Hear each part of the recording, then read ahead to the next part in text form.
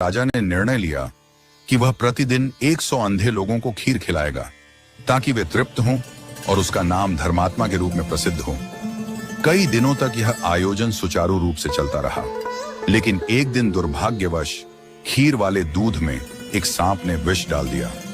परिणाम स्वरूप खीर खाने से सभी 100 अंधे लोग मर गए। इस भयानक घटना से राजा अत्यंत दुखी हो गया।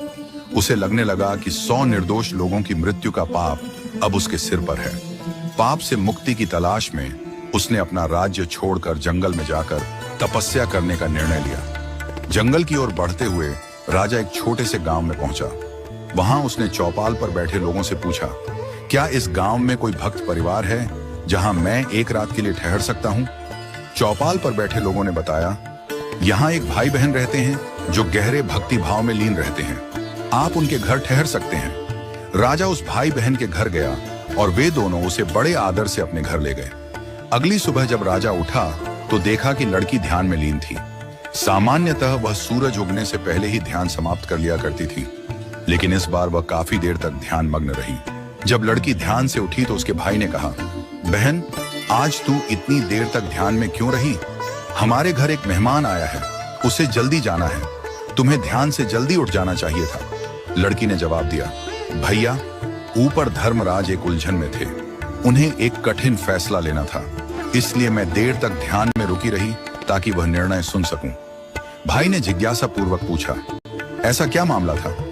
लड़की ने बताया, फला राज्य का राजा 100 अंधे लोगों को खीर खिलाता था, लेकिन एक दिन खीर जहरीली हो गई और वे सभी मर गए। धर्मराज उलझन में थे कि इस पाप का दोष किसे दिया जाए, राजा को, सांप को या रसोइये को जिसने दूध को खुला छोड़ दिया। राजा जो यह सब सुन रहा था उत्सुक हो उठा। यह मामला तो सीधे उससे जुड़ा हुआ था। उसने लड़की से पूछा, तो क्या फैसला हुआ? लड़की ने कहा, अब तक कोई फैसला नहीं हो पाया था। राजा ने अनुरोध किया, क्या मैं एक और रात यहां रुक सकता हूं? भाई बहन ने सहर्ष अनुमति दे दी। चौपाल में बैठे लोगों ने जब देखा कि राजा एक और रात उसी घर में ठहरा है तो उनके मन में संदेह उत्पन्न हुआ। वे बातें बनाने लगे, ये राजा भक्ति का दिखावा कर रहा है, निश्चित रूप से उसकी नीयत लड़की को देखकर खराब हो गई है।